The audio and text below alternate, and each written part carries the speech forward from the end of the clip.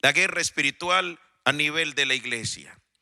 Y algo que he podido aprender con el paso de los años y después de muchas experiencias de guerra espiritual, es que la guerra espiritual en la iglesia debe ser 50% ofensiva y 50% defensiva. En la dinámica ofensiva, al igual que en el campo militar, usted y yo tenemos que hacerle al enemigo, a las tinieblas, algo que se llama inteligencia militar, como una especie de inteligencia militar. Y esto lo hacemos a través de uno de los dones que el Espíritu Santo nos ha regalado, que es el don del discernimiento de espíritus, el don de la distinción, el don del diagnóstico. Y aquí viene un código que te va a bendecir poderosamente. Las guerras espirituales exitosas están precedidas de un correcto diagnóstico. Las liberaciones exitosas están precedidas de un correcto diagnóstico. Así que tenemos que aprender a hacer un correcto diagnóstico antes de hacer guerra espiritual. Y eso lo hacemos a través del don del discernimiento de espíritus, el don de la distinción, el don de la discriminación, el don de hacer una lectura correcta en el espíritu. Ahora, cuando nosotros hablamos de esa guerra ofensiva, en la Biblia encontramos un arsenal de guerra, como lo leí ahorita el apóstol en 2 de Corintios capítulo 10, versículo 4 al 5, dice las armas de nuestra milicia. Nótese que no está en singular, está en plural. Diga conmigo, hay muchas armas ofensivas de guerra. Hay muchos diseños de rompimiento de guerra espiritual que podemos usar para entrar en esa confrontación con las tinieblas. Hay un libro que el Señor me dio la oportunidad de escribir que se llama Arsenal de Guerra, Armas de Rompimiento Espiritual. En este libro te coloco más de 15 armas de guerra ofensiva para usar en contra de las tinieblas. Hay un arsenal de guerra que está a nuestra disposición para enfrentar a las tinieblas. Pero en lo defensivo, así como en lo ofensivo, usamos la inteligencia militar. En el campo defensivo tenemos que usar lo que en el mundo militar se llama la contrainteligencia. Diga conmigo, la contrainteligencia. Y la contrainteligencia tiene como fin desenmascarar, anular y neutralizar todo plan de infiltración, todo plan de saboteo, todo plan de hostigamiento que las tinieblas quieren desarrollar contra la iglesia.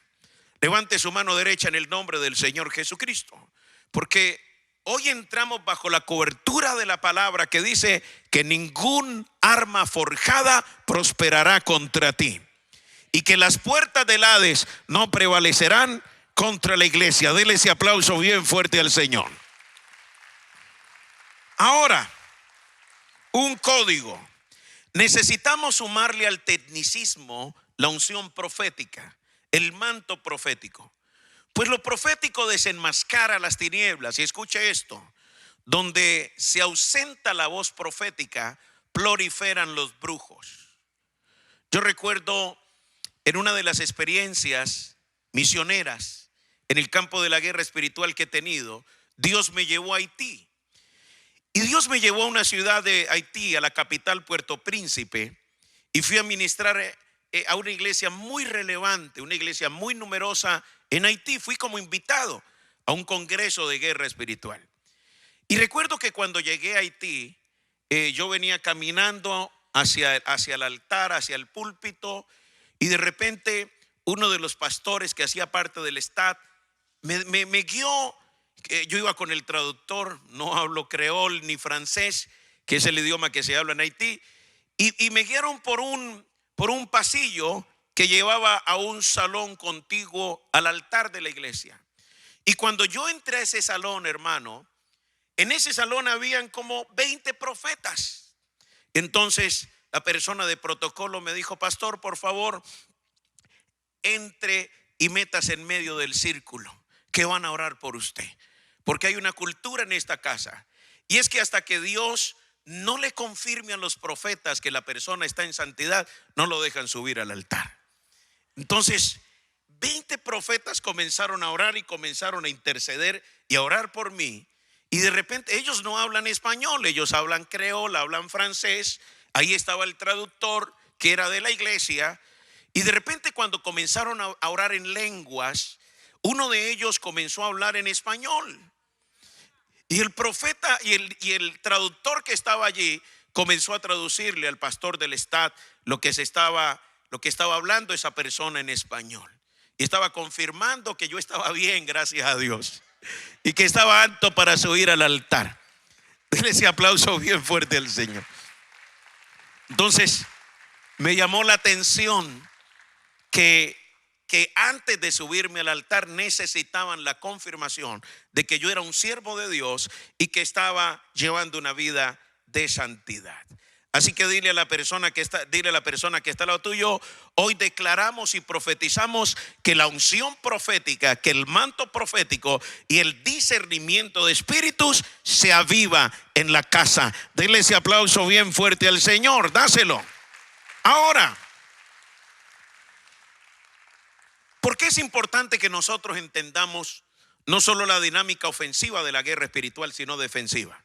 ¿Sabes por qué? Porque el diablo quiere quitar de en medio a la iglesia. Vaya conmigo a Segunda de Tesalonicenses, capítulo 2, versículo 7. Segunda de Tesalonicenses 2:7 dice: porque ya está en acción el misterio de la iniquidad. Ayer hablamos de la iniquidad. Porque ya está en acción el misterio de la iniquidad. Solo que hay quien al presente lo detiene, hasta que él a su vez sea quitado ¿de qué? De en medio.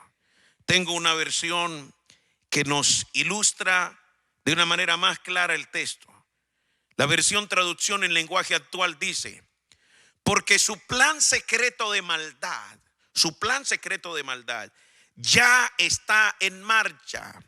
Solo que falta que se quite de en medio lo que detiene a ese hombre, al inicuo. ¿Aló? Dile a la persona que está al lado tuyo: lo único que frena el mal en este momento es la iglesia. Y las tinieblas quieren quitar la iglesia del medio. El versículo anterior es claro. La iniquidad, la maldad, las tinieblas urgen quitar del medio a la iglesia. ¿Pero por qué? Porque ella es la única que puede frenar el advenimiento del inicuo en este tiempo. Así que declaramos que la iglesia no se debilita, sino que se fortalece de día a día por el poder y la gloria del Espíritu Santo. Dele ese aplauso bien fuerte al Señor. Déselo. Ahora, un código. Cuando nosotros hablamos de cómo el enemigo ataca a la iglesia, de cómo el enemigo se levanta contra la iglesia, tenemos que entender que los ataques frontales o los ataques de choque de las tinieblas contra la iglesia tienen poca eficacia cuando en la iglesia no hay iniquidad. Vaya conmigo por favor a Números capítulo 23, versículo 21 al 23. Números capítulo 23, versículo 21 al 23. Este es un texto impresionante. Nos habla de un episodio donde un rey pagano contrata a un brujo. Un brujo que antes de ser brujo fue profeta, pero vendió sus dones a la iniquidad. Sus dones se pervirtieron y los colocó al servicio de la maldad, al servicio del ocultismo. Ese brujo se llama Balaán. Pero este rey pagano contrata a este brujo para que le lance una brujería, para que le lance un hechizo, para que le haga una macumba, magia negra. Yo no sé con qué tipo de ocultismo trabajaba Balaán, pero lo cierto es que lo contrata para que le lance una brujería al ejército de Israel. Los que no te pueden destruir en el campo natural van a querer hacerlo en el campo espiritual, pero por ningún lado lo van a lograr en el nombre de Jesús. Porque tú estás bajo pacto, bajo promesa, estás cubierto por la sangre de Cristo, tienes el sello del Espíritu Santo y la gloria de Dios te protege. Y hay ángeles gibores, ángeles giborines que acampan alrededor tuyo. Dale ese aplauso al Señor si lo crees. Dáselo.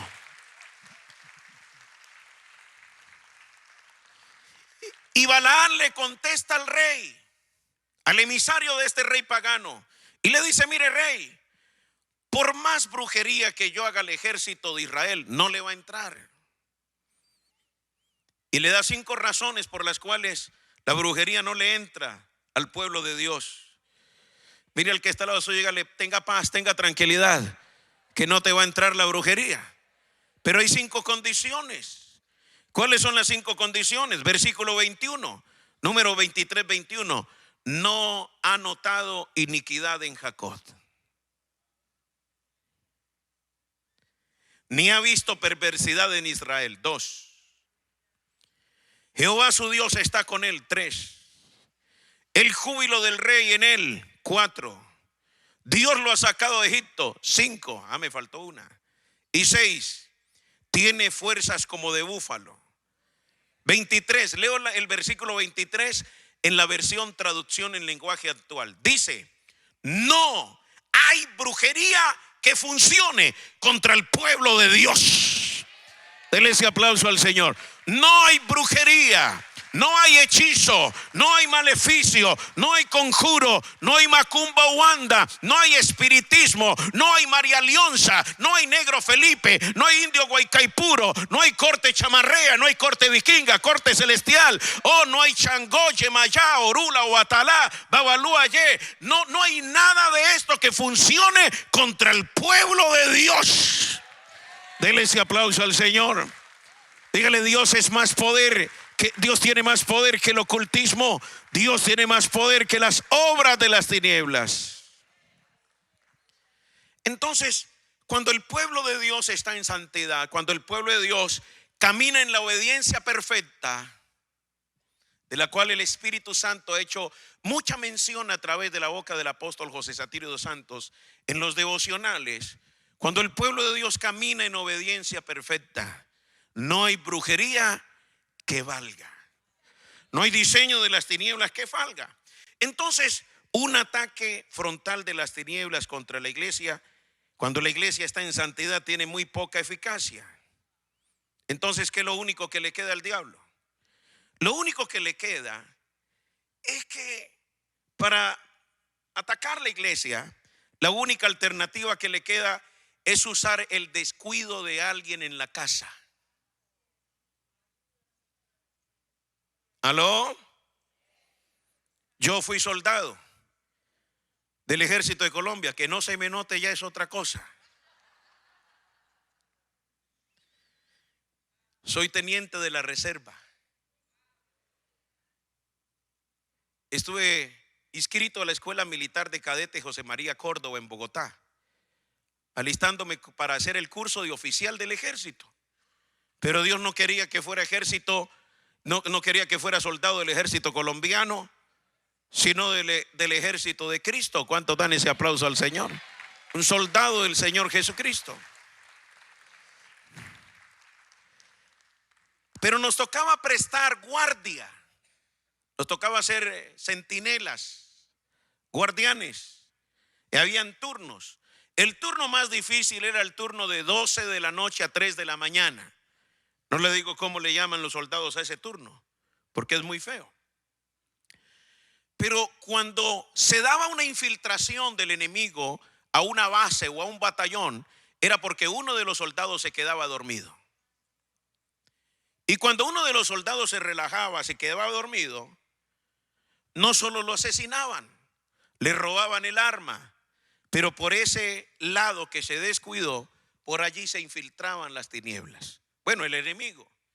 Y hacían daño, y saboteaban, y hacían un hostigamiento, y podían traer un golpe tremendo contra la tropa, contra la fuerza. Entonces, cuando las tinieblas se van a infiltrar en la iglesia, cuando van a atacar a la iglesia, los golpes frontales tienen muy poca eficacia. Pero el descuido de alguien dentro de la tropa, de alguien de la casa, puede convertirse en la puerta abierta para que accesen las tinieblas. Pero otra manera que usan las tinieblas para hacer una infiltración a través de la iglesia es que las tinieblas pueden usar alguien que está dentro de la casa pero carga iniquidad. Y esa iniquidad se convierte en una plataforma que más adelante las tinieblas van a usar para que esta persona desde adentro abra la puerta y desate las tinieblas para herir el cuerpo de Cristo. ¿Aló? Ahora quiero que vaya conmigo a este texto bíblico que nos va a dar mucha revelación. Vaya conmigo a Apocalipsis capítulo 12, versículo 1 al 4. Apocalipsis capítulo 12, versículo 1 al 4 nos enseña algo poderoso. El modus operandi que usa el diablo para atacar una iglesia, para atacar un ministerio, para atacar el cuerpo de Cristo, para herir el cuerpo de Cristo, para intentar mutilar el cuerpo de Cristo. Apocalipsis capítulo 12, versículo 1 al 4. Dice la escritura: apareció en el cielo una gran señal, una mujer vestida de sol, con la luna debajo de sus pies, y sobre su cabeza una corona de 12 estrellas. ¿Y cómo estaba esta mujer? Encinta, y clamaba con dolores de parto en la angustia del alumbramiento. Entonces el apóstol Juan nos está mostrando una mujer que está vestida de sol. En la cultura judía, en esta época, en ese contexto grecorromano, una mujer vestida de sol era la referencia a alguien victorioso. Diga conmigo, es una mujer vestida de victoria. Una mujer vestida de victoria, una mujer victoriosa.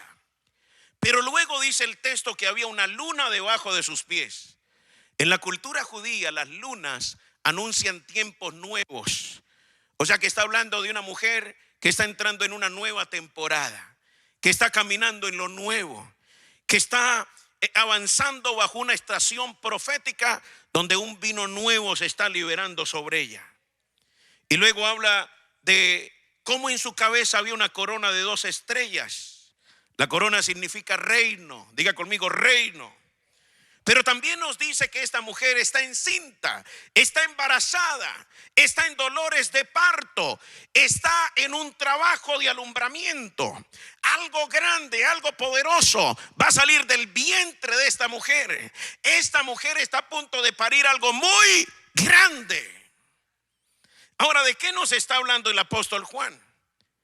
Esa mujer es tipología de la iglesia.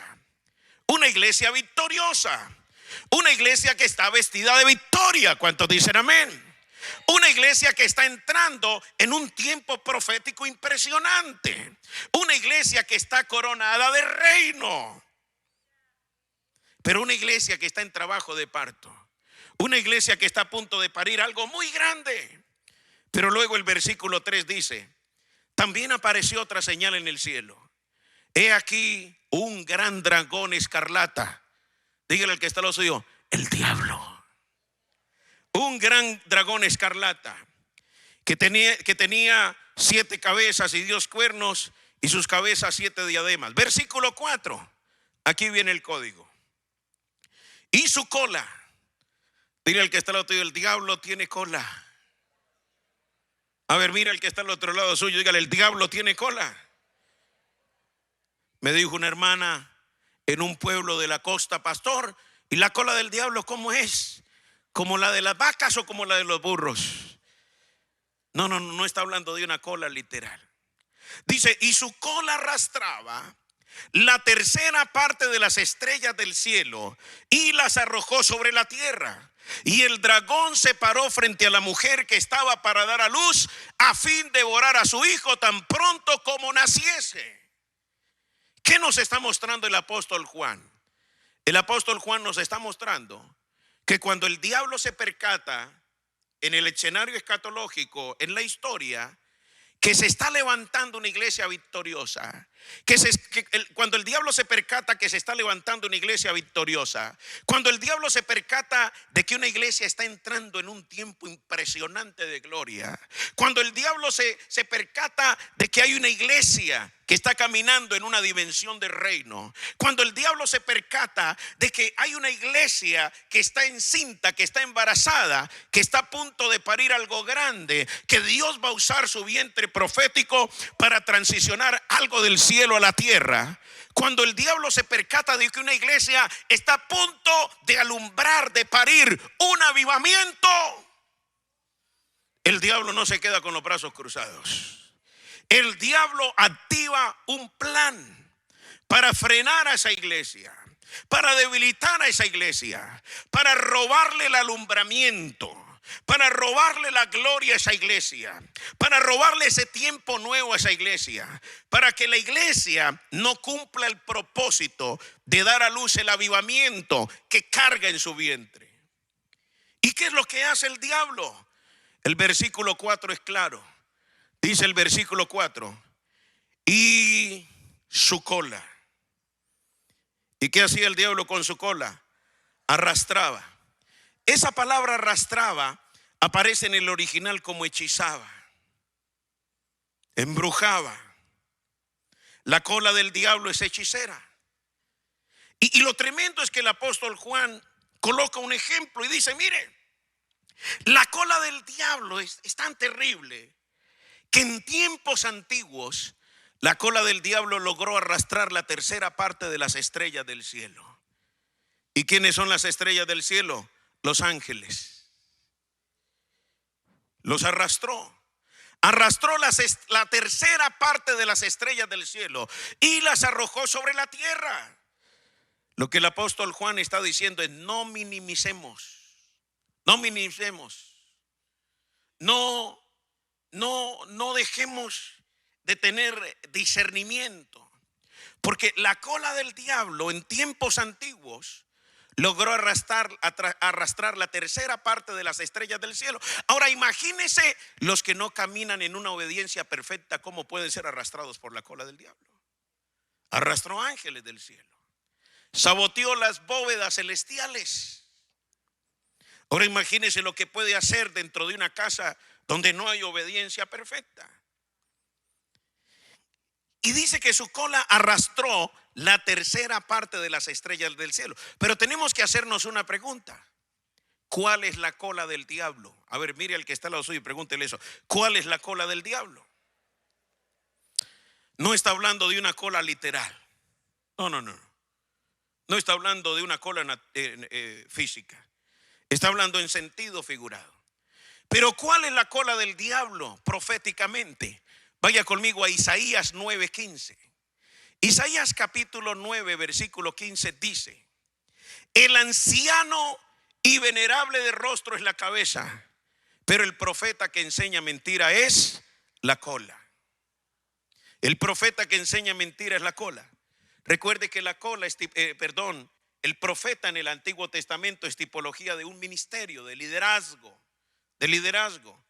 Entonces lo que nos está diciendo el apóstol Juan es que cuando el diablo va a querer dar un coletazo al interior de una iglesia, cuando el diablo va a querer usar su cola para robarle ese sentido victorioso, esa estación profética, ese alumbramiento, ese parto sobrenatural que la iglesia está a punto de hacer, lo que el diablo va a usar es una persona que quizás está dentro, pero que está cargando iniquidad y que desde adentro puede abrir las puertas de las tinieblas. ¿Aló? Levante sus manos en el nombre del Señor Jesucristo, porque hoy profetizamos y declaramos que los coletazos del diablo no prosperan sobre esta casa, no prosperan sobre este ministerio, no prosperan sobre esta casa misionera, sobre esta casa apostólica, sobre esta casa profética. Declaramos que los coletazos del diablo no prosperan sobre ninguna iglesia, sobre ningún pastor, sobre ningún ministerio que esté bajo este manto, bajo esta cobertura, bajo esta paternidad. Declaramos que las tinieblas son desenmascaradas. y que todo plan oculto del diablo hoy se derriba, hoy se cae, hoy se destruye, hoy es confundido en el nombre del Señor Jesucristo. Toda arma forjada que las tinieblas han prosperado, han levantado para hacerla prosperar en contra de esta casa, se caen, se caen, se caen, se caen, se derriban, son anuladas en el nombre de Jesús. Todo plan de tinieblas hoy se desenmascara, hoy sale a luz, hoy es anulado, hoy es confundido, hoy es entorpecido por el poder del Espíritu Santo. Y porque hay una iglesia que ora, hay una iglesia que clama, hay una iglesia que camina hacia una obediencia perfecta en Cristo Jesús. Dele ese aplauso bien fuerte al Señor. Déselo. Entonces, mis amados, los coletazos del diablo. Yo tuve una experiencia profética. No hago de mis experiencias una doctrina. Me gusta caminar sobre la palabra, pero creo que las experiencias ilustran, nos dan luz, traen iluminación a la palabra que Dios nos ha revelado. Yo tuve una experiencia profética años atrás, donde un pastor me llamaba y me pedía ayuda. Y me decía: Pastor David, pase y ayúdenos. Lo digo para la gloria de Dios. Cargo un manto de guerra espiritual, una unción de rompimiento. No lo busqué, no me lo inventó. El Espíritu Santo me lo dio. Fue por gracia, no por meritocracia. Tuve una experiencia profética en un ayuno donde el Espíritu Santo me dijo: tú eres como el martillo en la mano de Dios. Donde tú vas, rompes tinieblas. Y yo camino bajo esa unción y esa palabra profética. Y en esa visión ese pastor me decía: pasa y ayúdanos. La iglesia está siendo atacada, me decía en aquella experiencia profética. Y de repente yo veía cómo entraba la iglesia. Y cuando estaba dentro de la iglesia, el Espíritu Santo me decía: la iglesia no está siendo atacada desde afuera, sino desde adentro. Y de repente yo vi la cola del diablo, el coletazo del diablo. Cómo el coletazo del diablo venía contra esa iglesia.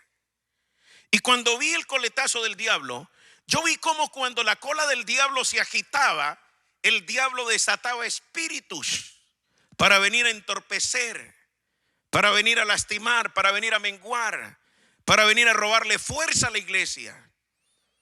Y vi muchos espíritus que la cola del diablo desataba para hacerle daño a la iglesia.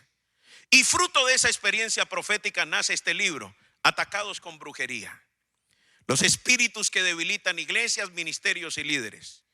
Y aquí te hablo de la cola del diablo y te hablo de los demonios, de los espíritus que yo vi, que la cola del diablo desataba para hacerle daño a la iglesia. Vi al espíritu de Jezabel. Y en aquella visión me dijo el Espíritu Santo: uno de los espíritus que la cola del diablo va a desatar con más fuerza en este tiempo para herir a la iglesia es el espíritu de Jezabel. Y luego de ver el espíritu de Jezabel, vi el espíritu de Pitón. ¿El espíritu de qué? Pitón. Usted dirá: ¿y dónde está eso en la Biblia, pastor? ¿Usted por qué se inventan tantas cosas raras? Vaya conmigo a Hechos 16:16. Vi el espíritu de Jezabel, el espíritu de Pitón, vi Grecia, vi Babilonia, vi seducción, vi muchos espíritus. Pero el Espíritu Santo me coloca que haga énfasis en esta mañana de este espíritu. Hechos capítulo 16, versículo 16. Está el apóstol Pablo desarrollando una tarea misionera. Diga conmigo: tarea misionera, tarea apostólica. Dile al que está al lado tuyo: el espíritu de Pitón es el espíritu que quiere interrumpir la labor misionera. Es el espíritu que quiere interrumpir el trabajo apostólico, que quiere entorpecerlo, que quiere distraerlo, que quiere robar fuerza, que quiere venir a menguar ese trabajo misionero, esa labor misionera. ¿Sabe algo? Yo he recorrido, como dice el dicho, la Seca y la Meca. He viajado mucho durante más de 23 años. Pero esta iglesia es una punta de lanza misionera en Colombia, en Latinoamérica y en las naciones. ¿Cuánto dan ese aplauso bien fuerte al Señor? Son muy pocas las iglesias, contadas como los dedos de la palma de la mano, que hacen misiones. Pero esta es una de las iglesias, diría yo, con mucho amor y respeto, que quizás es la iglesia más fuerte en el trabajo misionero en toda Colombia y aún en muchas naciones. Dice Hechos capítulo 16, versículo 16. Aconteció que mientras íbamos a la oración, nos salió al encuentro una muchacha que tenía espíritu ¿de qué? De adivinación, el cual daba ganancias a sus amos adivinando. En el texto original, donde aparece espíritu de adivinación, aparece la palabra griega pitón. Esta muchacha era una pitonisa, diga conmigo, una pitonisa. Ella cargaba un espíritu de pitón. Y el espíritu de pitón tiene una característica particular. Te voy a enseñar algo. Cuando la Biblia dice sobre todo nombre que se nombra no solo en este siglo, sino en el venidero, esa expresión nombre está hablando de algo que hacen las tinieblas. Dile al que está al otro, los demonios toman nombres, los espíritus toman nombres que le identifiquen con su modus operandi, pero también con sus propósitos. Entonces hay una potestad de espíritus que toman el nombre de la serpiente Pitón. ¿Y por qué toman el nombre de la serpiente Pitón? Porque ellos atacan como la pitón. Y no solo atacan como la pitón, sino que quieren buscar el propósito de la pitón. La pitón. Ahora, lo primero que hace la serpiente pitón, lo que se conoce en la selva como el güiro, la anaconda, la serpiente, esta serpiente gigantesca, es que esta serpiente lo primero que hace es que se camufla. Es muy sutil, se mimetiza con el ambiente. Lo segundo que hace esta serpiente es que cuando detecta la presa, la víctima, la serpiente abre la boca y ella bota algo que los campesinos, la gente del monte, de la selva, le llama el vaho. El vaho es como un gas neurotóxico. Y ese gas neurotóxico emboba a la presa, lo deja embobado, le roba su capacidad de movimiento, le roba su motricidad. Y la presa, cuando está embobada, ella queda paralizada. Y entonces lo tercero que hace esta serpiente es que viene y toma la presa del cuello. ¿De dónde le toma? Del cuello. Lo muerde en el cuello. Y luego de que lo tiene mordido en el cuello, comienza a envolverse dentro de la presa y comienza a oprimirlo. Por eso se llama boa constrictor. Comienza a comprimirla. Y cuando ya la tiene literalmente destruida, entonces se la traga.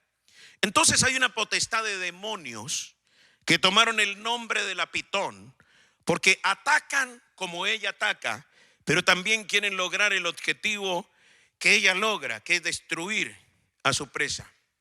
Por lo general, el espíritu de pitón, cuando va a atacar un ministerio, aquí encontramos que el apóstol Pablo está desarrollando una labor apostólica.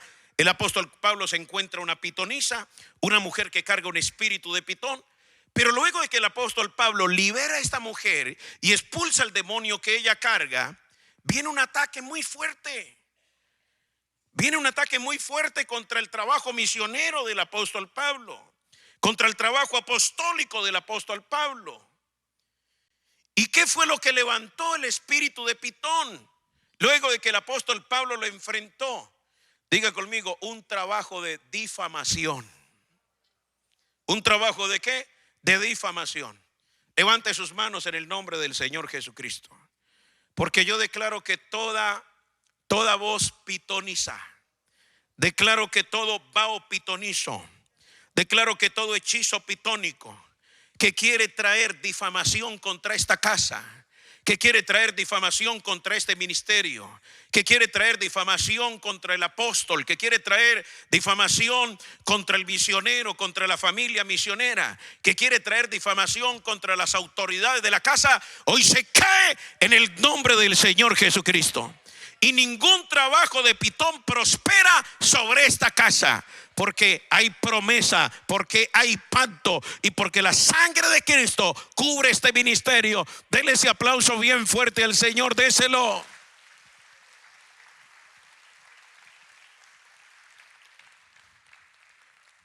¿Cómo yo sé que el espíritu de Pitón puede estar atacando una casa? Porque el espíritu de Pitón lo primero que hace es levantar un manto de difamación contra la autoridad de la casa. Si usted lee textos posteriores, este libro le va a servir poderosamente. No es que yo quiera que me lo compre, hermano, pero ahí lo tiene. Atacados con brujería. Aquí te tengo todo un capítulo de cómo ataca el espíritu de Pitón. Pero si usted nota, después de que el apóstol Pablo liberó a esta mujer y reprendió a este demonio, vino un ataque muy fuerte contra el apóstol Pablo. Dice que le levantaron una difamación, comenzaron a difamarlo. Luego agarraron al apóstol Pablo y le quitaron sus vestiduras. Lo quisieron desnudar. Lo desnudaron literalmente. Luego lo golpearon. Luego lo lanzaron a la cárcel. Luego le colocaron un cepo en los pies. Y querían tener encerrado el ministerio del apóstol Pablo. Querían frenar la labor misionera de Pablo. Querían frenar el trabajo apostólico de Pablo. Pero levante sus manos en el nombre del Señor y colóquese en pie en el nombre de Jesús. Porque cuando Pablo estaba preso con Silas en la cárcel, ¿sabe qué hacía Pablo? Cantaba y oraba. Vamos, levante sus manos. Cantaba y oraba. Diga conmigo, esta es una casa apostólica, esta es una casa misionera. Y el mal no prospera contra esta casa. Las tinieblas no prosperan contra esta casa. Ninguna arma forjada prosperará contra esta casa. La alabanza y la oración.